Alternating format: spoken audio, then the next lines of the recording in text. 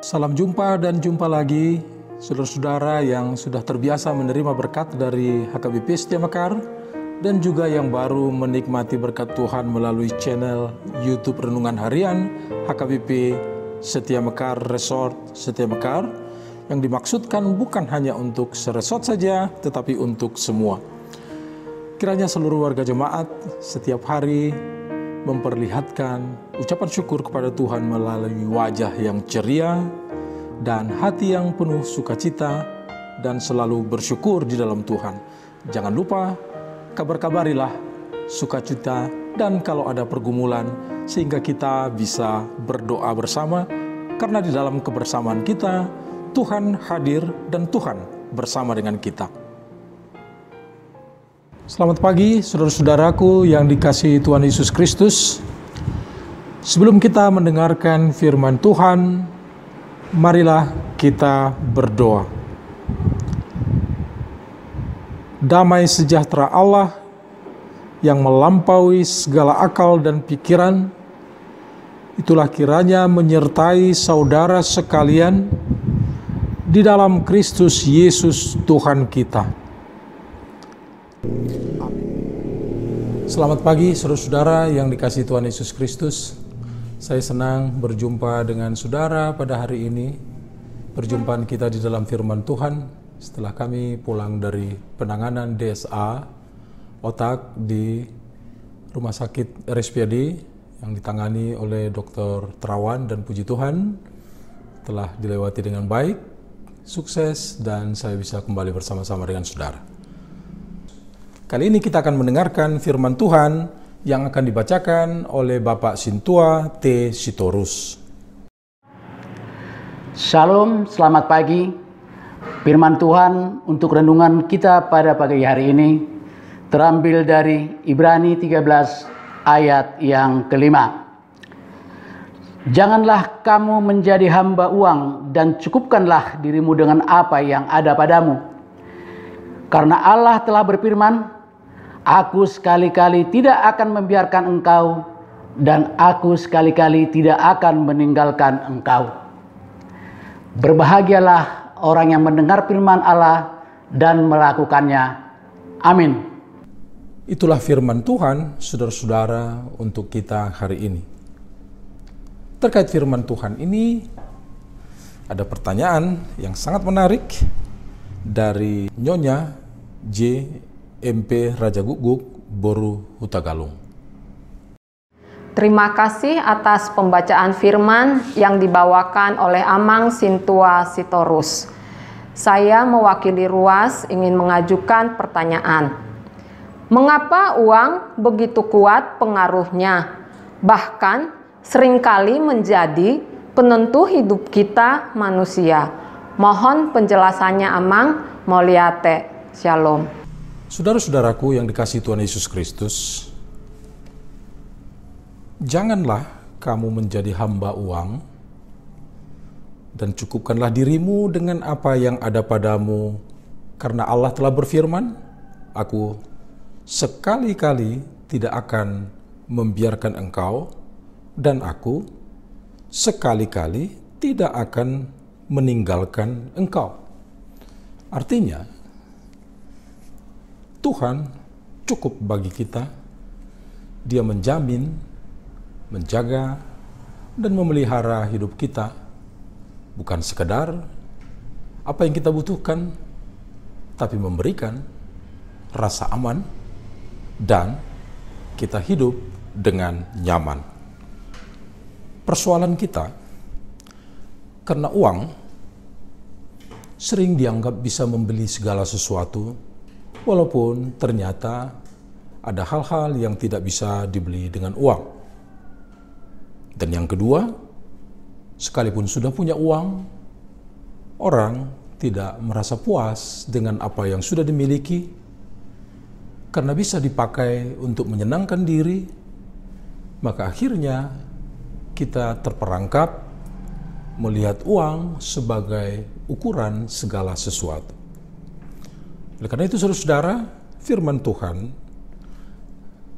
mengajak kita untuk mencukupkan diri supaya kita sadar ukuran yang pas untuk kita.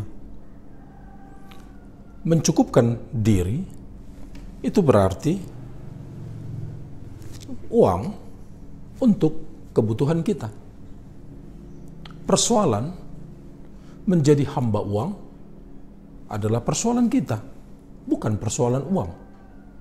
Persoalan bagaimana kita bersikap terhadap uang. Apabila kita bersikap dengan benar, maka kita mampu mencukupkan diri kita. Kita sadar ukuran yang pas untuk kebutuhan kita. Luar biasa. Sebelumnya Yesus mengajarkan kita berdoa, berilah kami makanan kami yang secukupnya. Ini bukan persoalan keinginan saudara-saudara, ini soal kebutuhan. Ini bukan soal keamanan di luar diri kita, tetapi ini soal kita merasa aman karena Tuhan akan mencukupkan. Keamanan bukan karena memiliki banyak uang, tetapi keamanan karena kita dipelihara oleh Tuhan. Saudara-saudaraku, inilah yang dimaksud oleh firman Tuhan, agar uang tidak memperhamba kita. Kita tidak menjadi hamba uang, tetapi kita orang yang percaya tetap menjadi hamba Allah. Karena apa? Sebagai hamba, kita bergantung padanya, dan kita meyakini bahwa Tuhan tahu ukuran yang pas untuk kita. Dan Tuhan tahu apa yang kita perlu. Kita perlu 1, 2, 3, 4, dan seterusnya. Tetapi persoalannya, kita tidak tahu ukuran 1, 2, 3, 4 yang pas buat kita. Tuhan tahu, saudara-saudara, apa yang kita perlu, dan Tuhan tahu ukuran yang pas buat kita. Uang bisa dipakai untuk yang baik, tetapi uang juga bisa dipakai untuk yang tidak baik. Bisa orang memiliki cukup sehingga dia tetap bergantung, tetapi bisa juga orang memiliki berlebih dan membuat dia tergoda dan jatuh ke dalam pencobaan. Demikianlah saudara-saudara, sadar diri dan sadar ukuran kebutuhan yang pas buat kita untuk tetap menjadi anak-anak Tuhan yang percaya, untuk tetap menjadi hamba Allah. Saudara-saudara, kenapa? Pertanyaannya tadi adalah, mengapa uang di dalam kehidupan kita begitu kuat pengaruhnya? Bahkan seringkali jadi penentu hidup kita. Itu karena kesalahan kita sendiri. Kita menempatkan rasa aman kita, rasa terjamin hidup kita apabila kita bisa mempunyai uang yang banyak. Sehingga kita menggeser. Harusnya kita aman di tangan Tuhan, bukan merasa aman pada uang. Harusnya uang dipakai untuk kemuliaan Tuhan, dan bukan Tuhan dipakai untuk mendapatkan uang.